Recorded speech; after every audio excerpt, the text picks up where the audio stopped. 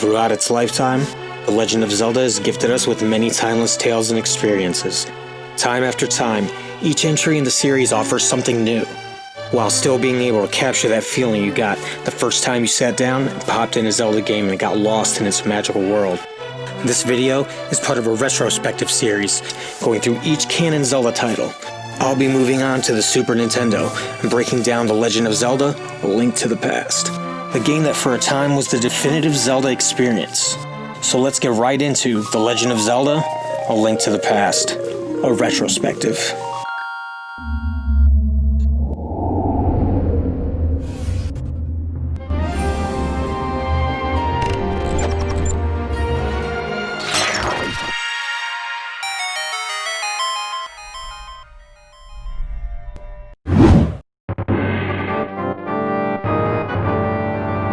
Since I can remember, I've loved the Legend of Zelda series.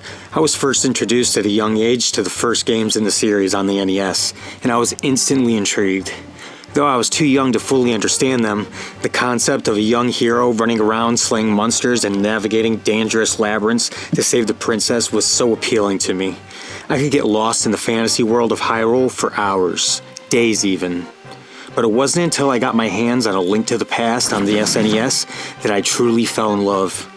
A Link to the Past was a game changer. It adapted concepts and designs that would inevitably be the blueprint for the Zelda formula that most games in the series would follow after. Up until this game's release, the series was loosely defined, the first game being a very open, non-linear, epic, but slightly unrefined adventure, followed by its sequel, a very linear, side-scrolling action-adventure RPG, structured completely different from one another. It's funny how the first two games in the series parallel the two most recent main console games, the tightly structured and very linear Skyward Sword, and the explore to your heart's content open world of Breath of the Wild.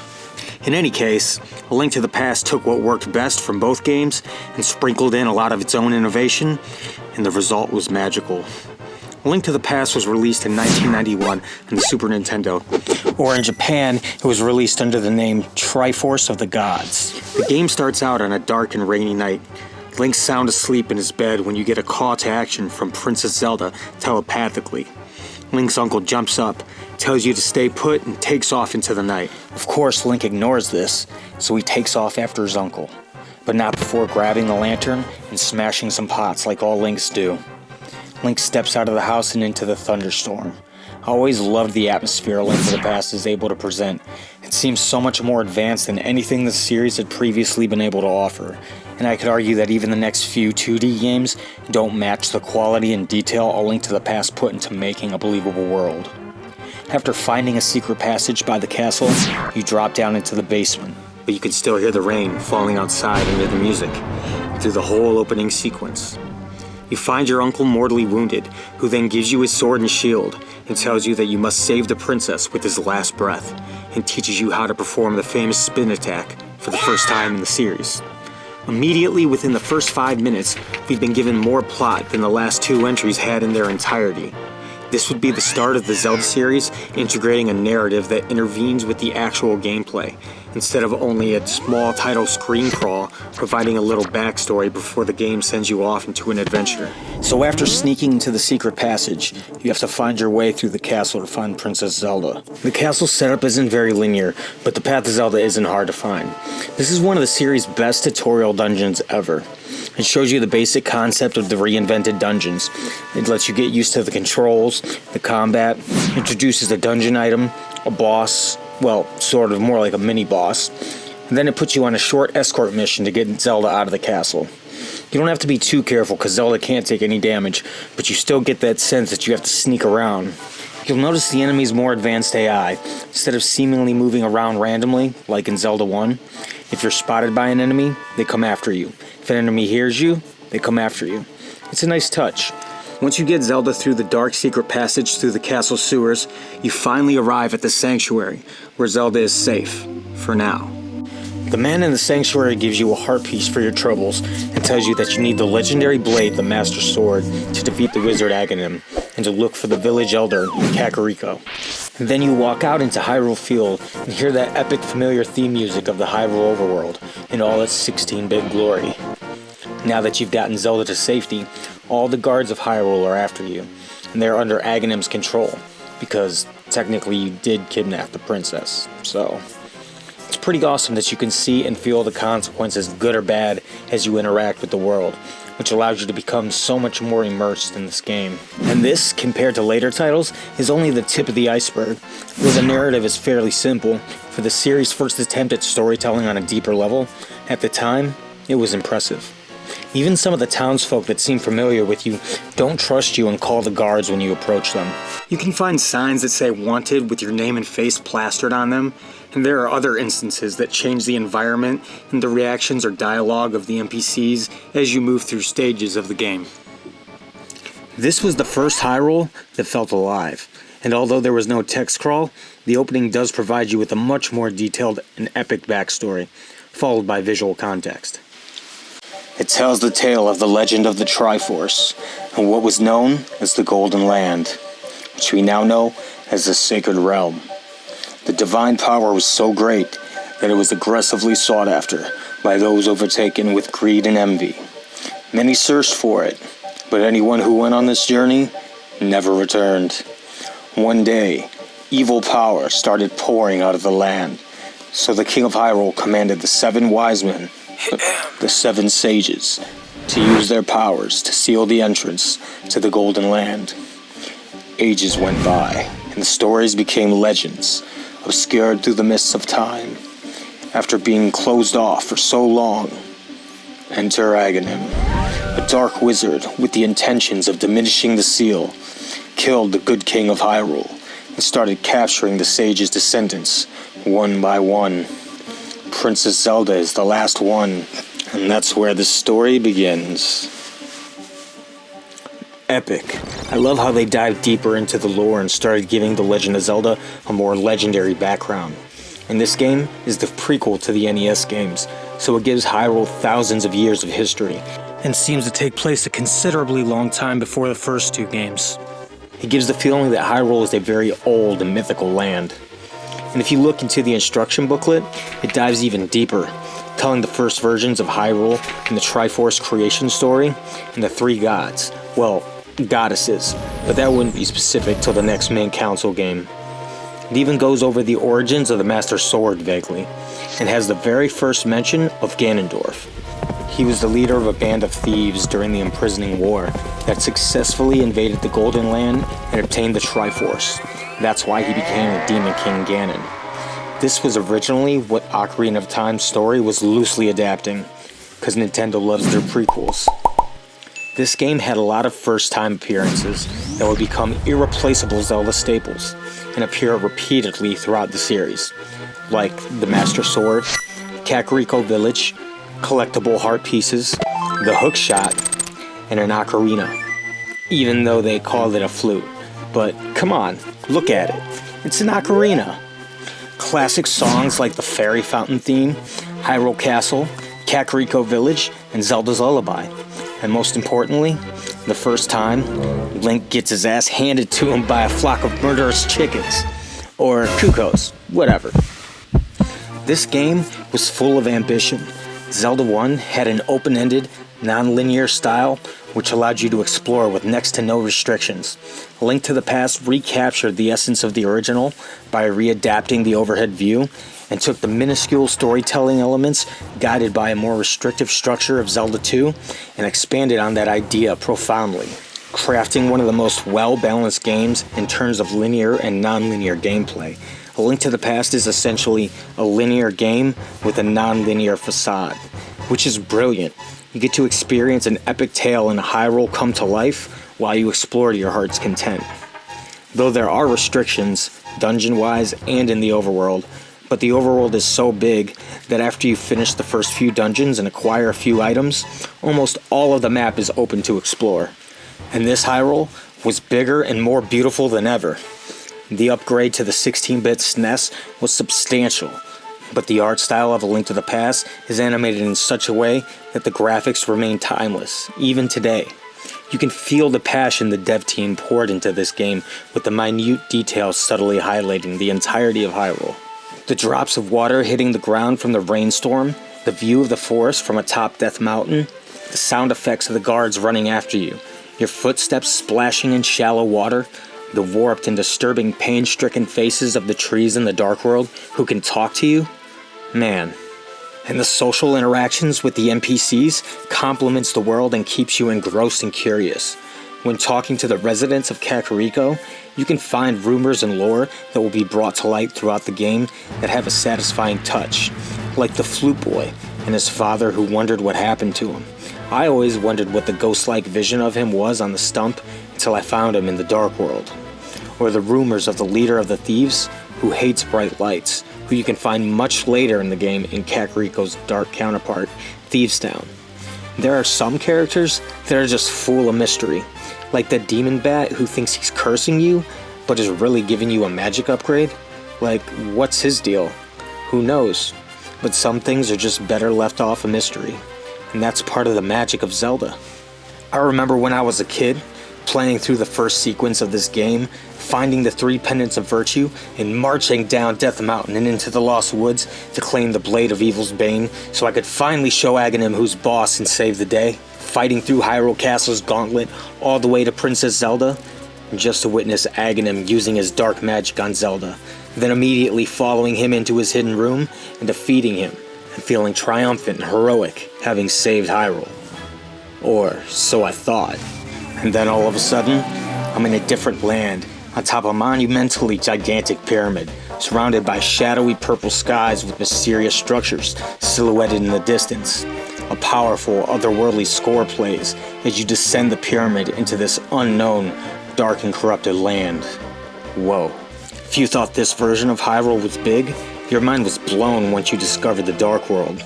The dark and twisted counterpart of Hyrule, which existed on the other side of the deteriorating barriers between worlds. What once was the Golden Land, formerly known as the Sacred Realm, was now Ganon's warped and evil world. A projection of Hyrule's dark fate unless you intervene. This game wasn't even close to being done. Having a dark mirror version of Hyrule essentially doubled the size of explorable places. The basic layout was similar to Hyrule, but it was filled with monsters with double the strength, weird creatures living in caves or old beat-up houses, and old and corrupted ruins. Everything sort of has a dark and mysterious and ancient feeling about it, like something just isn't right. I love it. Eventually you check the map to find where to go first, and find that there are 7 more dungeons to get through. Wow. If you include the tutorial Zelda breakout sequence as a dungeon, this game has a whopping 13 dungeons in total, more than any other Zelda game, and the Dark World dungeons really step it up a notch. Actually, compared to its predecessors, all the dungeons were significantly upgraded in every way. Zelda 1 and 2 had more combat-focused dungeons. The little puzzles they did offer were often not fleshed out well. A Link to the Past would be the first time that the dungeons would feature a more puzzle-based system. It would be the first time for a lot of features that the typical Zelda dungeon will come to be known for, such as different aesthetic themes, a dungeon item that the dungeon puzzles are based around, and a master key for entering the boss room. A Link to the Past has one of the most solid set of dungeons. There's no overly weak or ridiculously hard dungeon in the whole lot. A very well balanced set. The first 3 Light World dungeons are a little easier, but still fun rounded out dungeons that properly prepare you for the more difficult and long-winded dungeons of the Dark World. The progression and pacing is handled extremely well, and is just another aspect the series would follow hereafter. Though the dungeons definitely have a more puzzle-based focus, they still have a lot of combat-heavy parts that are challenging. A Link to the Past introduced structure into the dungeons, and each dungeon has a unique layout, giving each dungeon an individual flavor of its own. For example, the last Light World dungeon, the Tower of Hera, introduces the concept of several floors and bases a puzzle around the dungeon item and moving between 3 dimensions in a 2D space. And later dungeons would follow up this idea in a more significant way, and eventually, the sequel/remake hybrid, A Link Between Worlds, would follow suit and do amazing things with this concept and its visuals. Though all the dungeons have something to offer, there are a few that stand out and that are my personal favorites. The Swamp Palace being one of them. Though in my opinion, one of the easier Dark World dungeons, there's something about it that I always enjoy. Though it's still sufficiently challenging to navigate, like all the dungeons are, I think it does a good job portraying atmosphere, with all the shallow water, the way it sounds as you walk in it, and the tense music makes it seem dark and musty, like an underground dungeon. Plus you get the hook shot. Though it's a little underused in this game, it's still fun and one of the series' best reappearing items. The Ice Palace seems to be one of those dungeons that some people have a hard time with, much like the Water Temple from Ocarina of Time, but not to that extreme. But this is definitely one of my favorite dungeons. I like how the whole dungeon culminates into a puzzle where you have to hit a switch and find a different way around the whole dungeon again. The slippery floors and the tough Penguinator enemies really give the dungeon an edge, but having the Fire Rod and the Bombos Medallion will definitely level the playing field.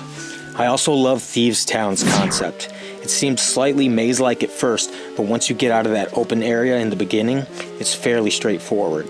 The part I love about it is finding one of the maidens locked up, similar to how Princess Zelda was in the beginning of the game, which seems odd at first, because until now, they've always been inside the crystals you get after the boss battle.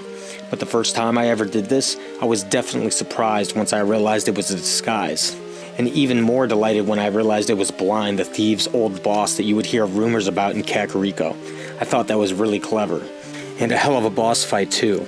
An easy enough concept, but once you get 2 or 3 heads rotating and shooting fireballs and beams, it can be a little overwhelming. The boss battles in this game are some of the best the series has to offer. Though some are more difficult than others, they are all substantial in some way or another. This was still old school Zelda, so even though everything was significantly evolved from the NES titles, this was still before the Zelda series started holding your hand through everything and is still one of the more difficult Zelda titles. Though the updated controls make mastering combat feel more achievable and doesn't feel like a technical limitation when you lose. Zelda 1's controls were very limited.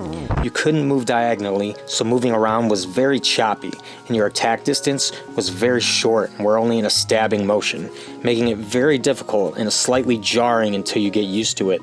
Comparatively, Link to the Past movement controls felt amazingly smooth, and your attacks have more range. Instead of stabbing, you swing your sword, making combat worlds better. The second Light World boss, Lan Molas, is actually quite challenging for the second dungeon boss.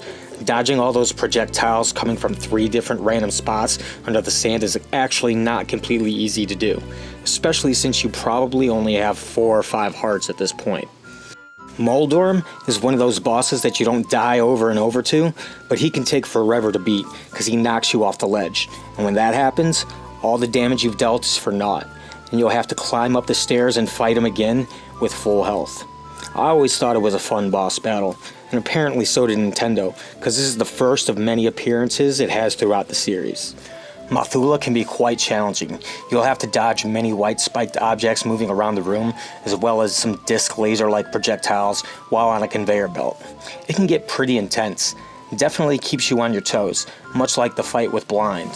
And Trinix can also be a pain, especially if you don't have any green magic potions. You can get stuck with no way to damage him and more than likely be forced to leave, grab some potions, and traverse the whole dungeon again. He's a 3-headed monster, and the 2 heads on the side have elemental properties.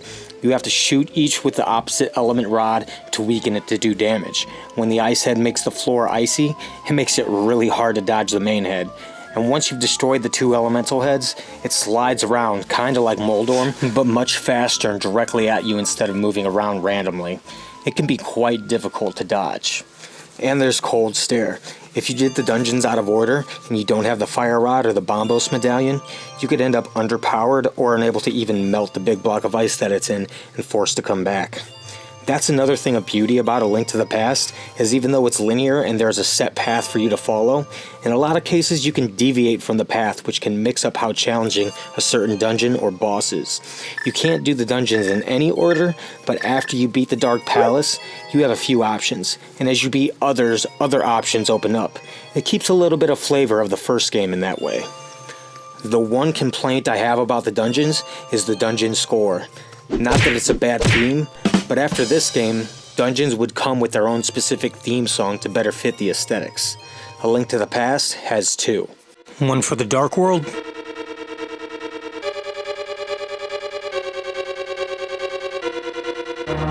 and one for the Light World.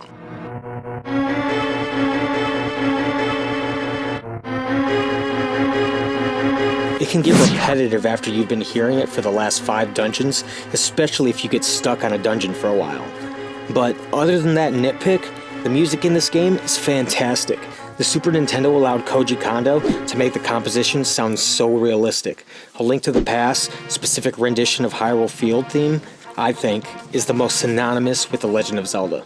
Truly iconic, and with 8 sound channels to work with this time, the theme never sounded more adventurous or triumphant. The Hyrule Castle theme always stuck out to me. It felt so battle-worn, magnificent, and grandiose. My absolute favorite of them all in this game is the Dark World theme. It gives me a mythical, dark feeling, also very warlike and militaristic, and it's also so catchy at the same time. Hearing this tune always gives me a great feeling of nostalgia. It's not just how good the songs are though, it's how they use them to make you feel the atmosphere. Like the Lost Woods theme, it sounds very fairy tale-like with the flutes and whimsical melodies when the fog's covering the forest. But as soon as you take the Master Sword, it's like it lifts a spell and the fog's gone, and the music changes to the main overworld theme. This game does have some awesome attention to detail and some really great moments. But the game isn't perfect. I would argue that no game is, but I do feel like there were some missed opportunities. Like I said earlier, this game was the first to include a story and a deep backstory with rich lore and history. But after the first act of the game stops being interactive with the story, and you pretty much dungeon hop until you get to Ganon. And there's no other characters you really get to know. You don't even get a lot of dialogue from Zelda. The deepest interactions you have with a character is listening to Aghanim monologue a couple of times. Every other encounter is kind of shallow. Which is a shame, because there are some cool moments that could have been something bigger, but missed the mark. Like the Flute Boy, you can find him as a ghostly figure with animals gathered around a grove, and if you get too close, he disappears. I was always intrigued by that, and if you talk to his father in the bar, he tells you he went to look for the Golden Land, and he hasn't seen him since. Then you find him in the Dark World, and you end up getting his ocarina. It's not a flute. And he turns to wood. And that's it. Like, what happened there? It had me intrigued, but I'm left with no payoff and confused about what happened. There's others too, but they just end up being small side quests to get items, like the Thief by the Desert, or the Lost Blacksmith, or King Zora. I suppose you speak to Sahasrahla a lot through the dungeon stone things telepathically, but he just gives you tips and warnings. There's never any real relationship built in the whole game. I know this was the Super Nintendo and it was their first attempt at making something grander, and Nintendo upgraded and significantly passed its expectations. But if Link to the Past is missing anything, that's what it is. I guess playing the future Zelda games that would put a significant focus on the story raises expectations. But at the end of the day, all those games were just building off the foundation that A Link to the Past created, or more like reinvented. There's still so many things that A Link to the Past does that some of the future games have fallen short on. Like the items, for one. A Link to the Past has one of the best Zelda item inventories out of them all. You obviously get the standard every Zelda game items like the bow, boomerang, and the bombs. Of course, the iconic ones that would become Zelda staples, the hookshot, the Pegasus boots. There are also the magic medallions. They are extremely powerful weapons that deal damage to every enemy on the screen with surprisingly low magic costs. They're definitely clutch when you're in sticky situations. 2 of them are also keys to later dungeons. You also get some optional items that you find for just exploring, which doesn't happen too much in modern Zeldas. Well, not substantially powerful ones, like the Ice Rod, the Magical Cape, and the Cane of Bierna. They are hidden pretty well throughout Hyrule, but they are worth the effort for later dungeons, especially Ganon's Castle. Ganon's Castle sits atop Death Mountain in the Dark World. After you've beaten all 7 dungeons in the Dark World and rescued the maidens in Zelda, they'll use their magic to break the seal on Ganon's Castle. This dungeon, appropriately, is pretty difficult, no matter how many times I've played A Link to the Past. It's not completely linear, so I usually get stuck at some point for a little bit. There are rooms where it's just nearly impossible to get through without taking damage. This dungeon's puzzles are the culmination of all the puzzles you've seen throughout your quest through Hyrule's labyrinths, and it's filled with the toughest enemies and the strongest versions of each one. And until you get the red mail, you've got to be focused, because you could get in a predicament and lose half your hearts in a battle for one mistake. There are many trap-heavy rooms as well. And navigating this dungeon can get confusing if you don't pay attention. When you finally make it to the boss room, you'll find Aghanim. Honestly, he's not too difficult. The only difference in this encounter is that he makes ghost-like clones of himself that also shoot at you. But if you position yourself right, it can actually help you defeat him. After the battle, he falls to the ground, and a bat rises out of him and flies away, all the way to the top of the Pyramid of Power, and smashes through the top. Your bird drops you off right afterwards, and this part used to get me. I would immediately follow him down, confront Ganon, and lose. You need to upgrade your arrows to the silver arrow to be able to defeat him, which entails going to the bomb shop in the Dark World. I'm not sure when this bomb becomes available, but it's definitely real late in the game. I always thought, how am I supposed to know that? But there is a creature that tells you that you need a special bomb to open the pyramid, and there are fortune tellers that give you hints, so it's not really too cryptic after all. After you bomb the crack in the pyramid and upgrade your arrows and your sword, now you're ready to fight Ganon. But even with the red mail, the upgraded sword, and defensive magic like the magic cape or the cane of Birna, it's still quite a match. Difficult, but it's achievable. A fitting final boss battle. Definitely the most challenging fight in the game. After you strike him with the silver arrows a few times, he's a goner. The door at the top of the room opens up, and it leads you to the complete Triforce. Link touches it, and makes all the horrible things that happened to Hyrule disappear, and you get the first Zelda ending montage of the series. A nice melody plays as you're shown all around Hyrule, showing all the evil deeds you've undone, and everyone's back from the dead and happy. And then it pans to the Master Sword, back in its pedestal. It's quite a nice ending, actually. All in all, A Link to the Past was the rock for the Zelda series. It was the foundation that future Zelda games would build off of and capitalize on. To me, it was the pinnacle of action-adventure games in that era. And just how Ocarina of Time would influence the future of 3D gaming, it influenced its successors and the action-adventure genre in that era and beyond. Even as the Zelda series moved into 3 dimensions for their main titles, they were still influenced by the formula that A Link to the Past originated, because it was so solid. It's a game that I'll love forever. It was the game that made me fall in love with the Zelda series. A lot of great games eventually outgrow their greatness. They age with time for different reasons. Graphics, shoddy mechanics, outdated standards, unremarkable storytelling. But A Link to the Past is one of the few great games that remains timeless. Yes, it has flaws, because no game is perfect. But in this era of gaming, I think A Link to the Past is as close as you can get to a masterpiece. Thanks for watching The Legend of Zelda, A Link to the Past, a retrospective. Don't forget to like and subscribe if you liked this video, so you don't miss any new Zelda content. May the way of the hero lead to the Triforce. See you later.